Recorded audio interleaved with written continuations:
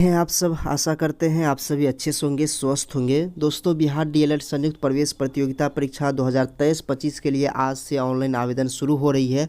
ऐसे में आज की इस वीडियो में हम आपको बताएंगे क्या क्या डॉक्यूमेंट्स आप सभी को लगेगा। इसके अलावे बिहार डीएलएड में कौन सा विषय से आपको अप्लाई करना है, गलती नहीं करना है, तो इस वीडियो को आप सभी लास्ट तक जरूर। तो सबसे पहले दोस्तों जान लेते हैं बिहार डीएलएड ऑनलाइन आवेदन करने के लिए या इससे संबंधित कोई भी जानकारी प्राप्त करने के लिए आप सभी को अपना कोई भी गूगल ब्राउज़र को ओपन करना है और गूगल में आपको सर्च करना है कोशी स्टडी।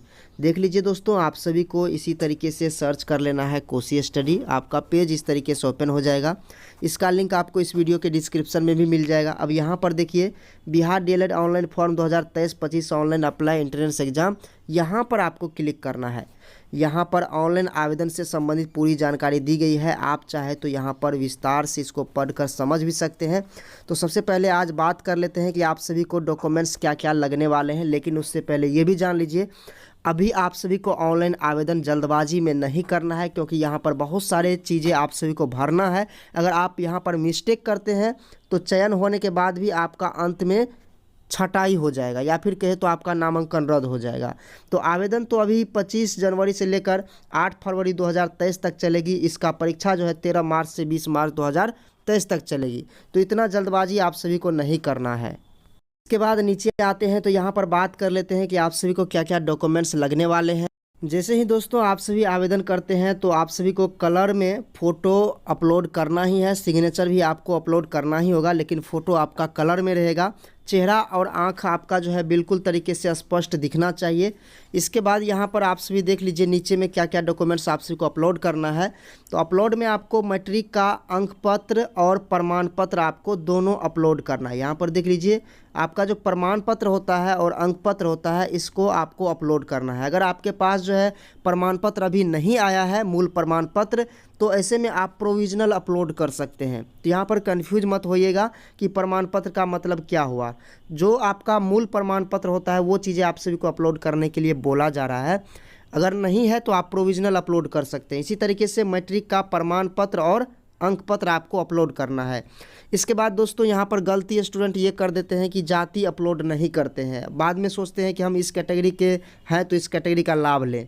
तो यहाँ पर आप सभी को जो भी कैटेगरी आपका है उस कैटेगरी का जाति प्रमाण पत्र आपको अपलोड करना ही है। अगर 1 साल के अंदर वाला नहीं है तो आप पहले नया अप्लाई कर लीजिए, बनवा लीजिए, अभी समय है, उसके बाद आप अप्लाई कीजिए।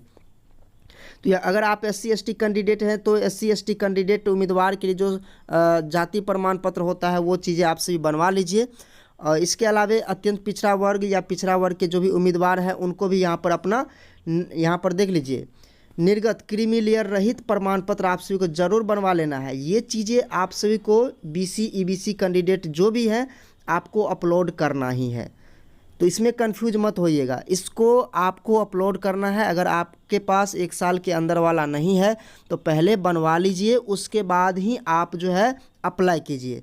अगर आप अभी जो है अपने कैटेगरी से अप्लाई कर देते हैं, प्रमाण पत्र अपलोड नहीं करते हैं, ऐसे में आपको बाद में दिक्कत होगी।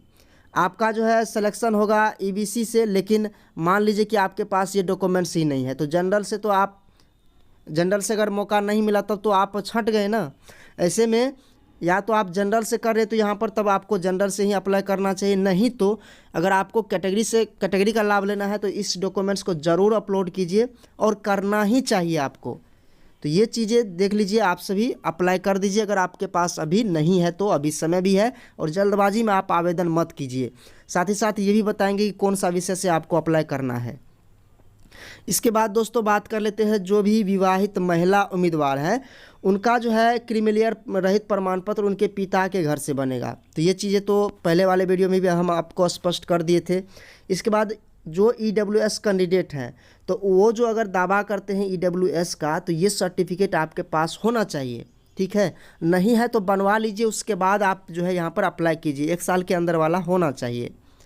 अब यहाँ पर बोलेंगे कि सर 1 साल के अंदर वाला है लेकिन 2 महीने 3 महीने बाद 1 साल से अधिक हो जाएगा, तो पहले आप न्यू बनवा लीजिए, जिससे कि एडमिशन काउंसलिंग तक आपका 1 साल के अंदर वाला होना चाहिए, ताकि उस समय भी आपको दिक्कत ना हो।